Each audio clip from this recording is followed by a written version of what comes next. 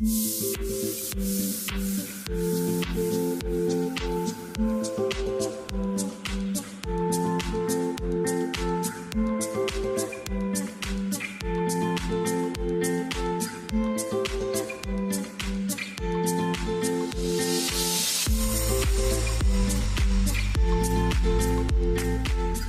name is Michael Grattan. I'm the coordinator of SAHLA, and so happy to have all of you here today.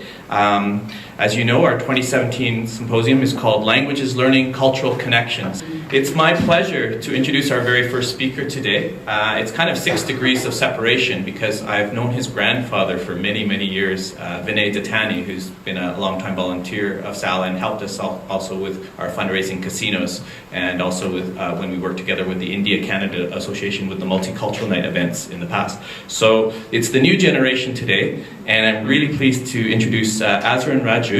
And Azren is going to be presenting about how he's learned the 5 languages that he speaks and why it matters to him. He's also going to discuss his future language learning goals and projects.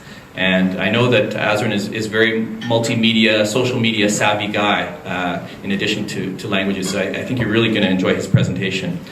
Azren Raju was born and raised in Calgary, but his family is of Gujarati background. One of his biggest passions in life is learning languages. As of right now, Azren currently speaks Gujarati, Hindi, English, French, and Spanish very fluently. And Azren is also learning Mandarin. Azren graduated in 2014 from the University of Calgary with a major in French and Spanish. He is also able to speak Mandarin and Gujarati at an intermediate level. Azren has been to 115 cities across 15 different countries around the world. For his line of work, Azren teaches English, French, Spanish, and basic Mandarin privately. So thank you so much, Azren. We're really looking forward to hearing from you today.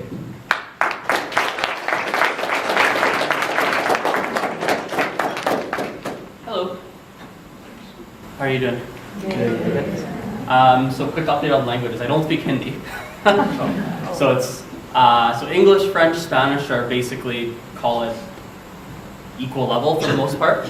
And then Gujarati, I can't read or write, but I speak with my family, and I can speak at about an intermediate level. And then Mandarin for the past, I've been learning about 3.5 years roughly, 3.5 years or so.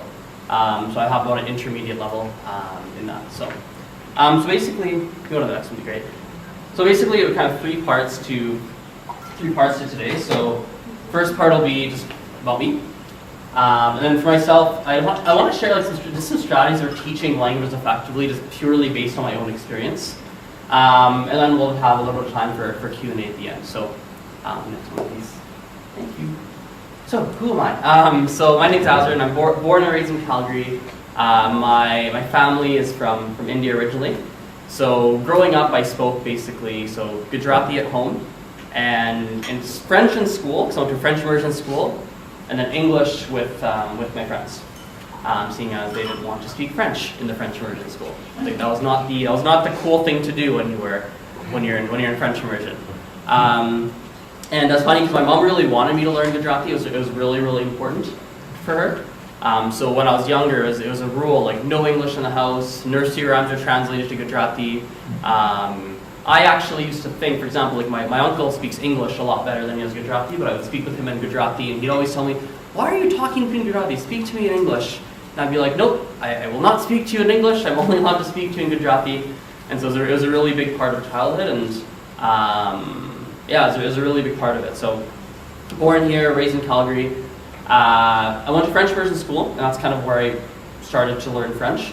To be perfectly honest, I wasn't great at French. I didn't like it because really in classes, and I'm sure, considering this is a room full of people who are in the language education space, I'm sure you can relate to the fact that a lot of classes are just not that fun, especially for children when you're doing the worksheet of, I walk, you walk, he walks, right?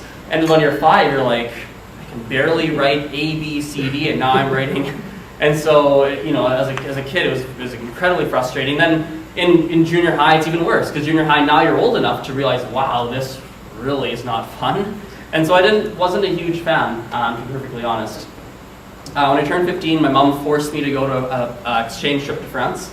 So I lived in France for 3 months. I didn't want to go. I was extremely angry at her. I was not happy. I fought with her about it. Which is weird because most kids want to travel, but I was the one who said, no, I don't want to do that.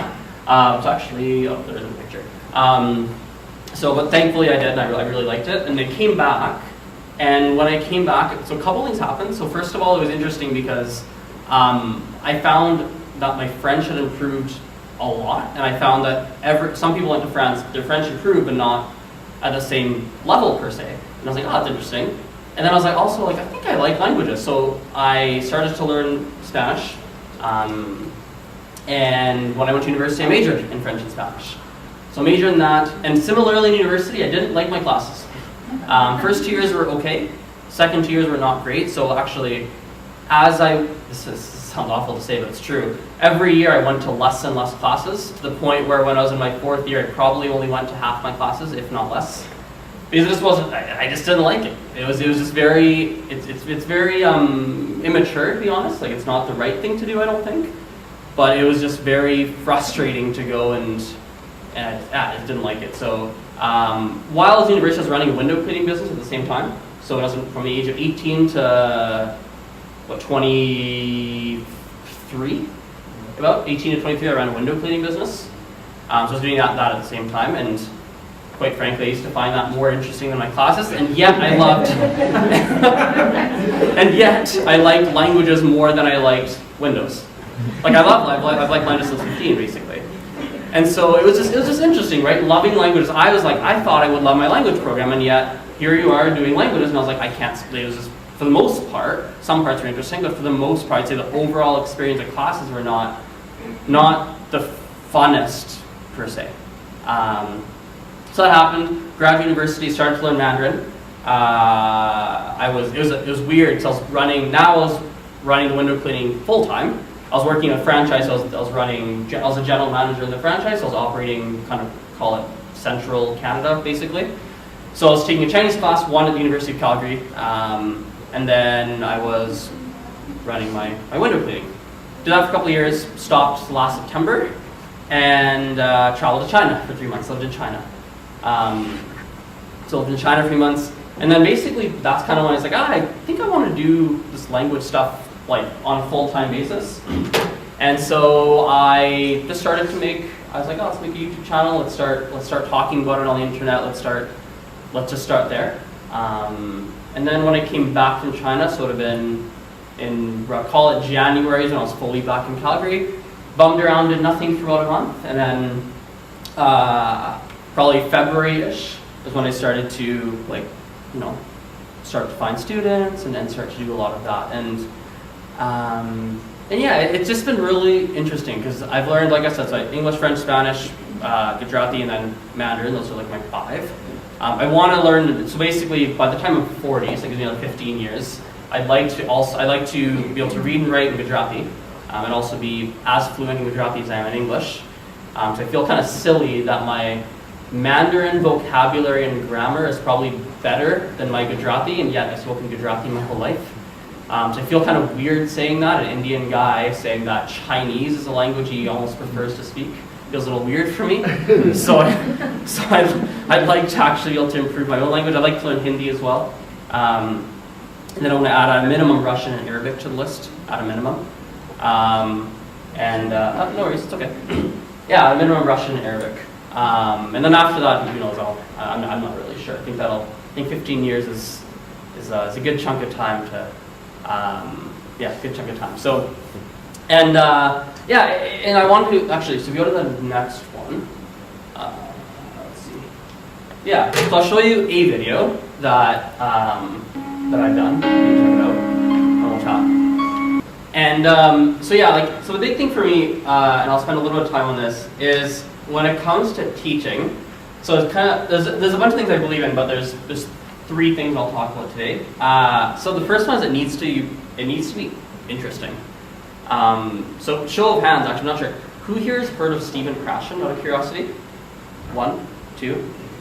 Okay. So, long story short, Stephen Krashen, he's someone who spent I don't know how many years, I'm not sure how many years he spent on researching language learning. And basically he has a theory, what's called comprehensible input. In very, very basic terms, the punchline is essentially that there's two major things that when it comes to learning a language. First of all is that you are actually interested in what you're studying language in a way that interests you. And second of all, the content that what you're actually studying is a little bit more advanced and a little bit challenging for you. That's kind of the punchline. And so what happens, and not always, but I find that in my personal experience, often languages are not taught in a very interesting way. Whether it is in a tutor environment, whether it is in a school environment, whether it is whatever the environment, often, I would even, in my personal experience, from what I've seen anyway, maybe I'm wrong, but from what I've seen, I find more often than not it tends to be taught in a more dry way. And that is an issue, because most people, actually, it's like exercising. A lot of people don't exercise because it's not enjoyable, so they have to force themselves, and even as adults, we can't force ourselves to do it. It's just how it works. And then you expect someone who's 13 to do something, and they're nowhere near as mature as an adult to go and learn a language when it's not being done in an engaging or interesting way at all. So it's just something I really believe in. So whether it is I don't have the classroom experience per se, so I can't really speak too much to that, of how fully that applies, and when you have 30 kids in the class, that or 20 or 15 or whatever it is, that's not something I have a ton of experience on. But I can speak from my experience where, doing types of field trips, doing, anything that interesting, anything that interests the kids or whoever the kids or adults for that matter, it doesn't really matter if it's kids or adults. So the other thing is just reverse engineering. What I mean by that is basically understanding who you're teaching and who your student is, and trying to basically work backwards. So-and-so is interested in X, so I'm going to teach using X. Using X as the focus point. So I have a girl. I teach a girl, so she's an adult, interested in muscular dystrophy. Basically, it's a genetic. I'm learning about a tooth with her actually. It's a genetic disease that basically eats away your muscles. And so we're learning French through the lens of muscular dystrophy. We're prepping a project on that. She actually has basic French, so it's interesting trying to talk about a complex topic when French is not at a very complex level. And then lastly, I'm someone who believes that there needs to be more speaking and listening, at least initially, and a little bit less reading and writing. Only because typically we learn to speak before we learn to read and write. That's typically what we learn to do first. And even then, again, this is just my personal experience. When from what I've seen anyway, my impression is that usually it's a 80 to 90% reading and writing focus, and a 10 to 20% speaking focus. And even the 10 to 20% often tends to be role plays. There's a textbook, you open the textbook, there's role plays in the textbook, and you follow the role plays. And there might be, maybe there's an activity that says, create your own role play, talk about X. And it's such a fake conversation that there's no speaking happening, which is why, there's so many people that go through a school system or through an education system and they learn a language, they do it, and what tends to happen is that they go through 10 years and they can't even order a coffee. It's crazy how often it happens. It's nuts. And so I'm just a big believer. Reading and writing is really, I want to make sure I get this, but reading and writing is super important. You have to be literate, of course. It's so important, but it's not so important where you do 90% reading and writing and then 10%, 10-20% speaking, and even the 10-20% speaking is not real speaking activity. It's not really pushing anyone to learn how to speak. So that's a little bit of my perspectives on it. So speaking and listening, whether it's games, like my friend teaches Spanish is it Cochrane? I believe it's in Cochrane. She's a big fan of using games like Taboo, headbands, things like that, because they're fun ways to engage the kids to speak. I know that's worked. I've seen it work in her classrooms. I volunteered in her classroom once. But yeah. So I think we have some time for questions, right? Sure. Actually, maybe if we could have one question, and then Azren, you're going to be sticking around today till at least most of the day, yeah. for most of the day. So Yep. if you have another question, please feel free to grab Azren during a break or during lunchtime. This is fascinating, and I love what you're sharing. Is there one question in the room that someone wants to ask? Yeah, I want to ask a question here because I raised it a little bit. You said 10 to 20%. I'm sorry? You said 10 to 20% Yes. speaking or writing. What? Oh, I was saying that generally, this is my personal experience from what I've seen, and usually in a classroom setting, there's like an 80, 90% plus focus on reading, writing, and usually there's a 10, 20, maybe less percentage focused on speaking, and I was just saying I don't agree with that. Which you agree with? With the best way? I don't know what the percentage needs to be. I think there needs to be a heck of a lot more speaking though. That's my big. There needs to be way more speaking, I think, happening, as well as the reading and writing, because you can't have people going through a school system and not knowing how to read and write. That's not okay either. So there needs to be more of the speaking. So that's what. But I think it's a worse in a small group. There you are. In Sorry. a large group, it's really hard to focus on the speaking and listening. Because in my class, there are 21 students. Yes. How can we focus on speaking with them? So I can only speak on a theoretical level per se, because I've never been the teacher in a classroom teaching, 20 kids. So I can only speak on a theoretical level on that level. I mean, from what I've seen, games tend to work. From my personal experience, games tend to work as well. One thing, if you want to research it, if you research what's called, I believe it's called TPRS. I believe it's called TPRS. It's an interesting approach. I know we're out of time, so I won't talk too much about it. But that you might find some interesting things that'll be good for you. I've seen videos. It seems like it works. I've never done it, so I can't speak on that experience. All I can say is speaking is important. So, now I got to pick it up. Yeah, thank you so much, Azren. Wonderful. All right, conference is done. I've changed. Now I'm off to teach a Spanish lesson. I have a tutor call after that. And then this evening I have a very big event. I'm expecting probably maximum, I would say 70 different people who are all interested in learning languages or who are learning a language. So that's gonna be a lot of fun. Max 70 people, minimum maybe 30 people. That's kind of what I'm thinking. It's gonna be pretty casual, just kind of like a dinner, I guess you could say.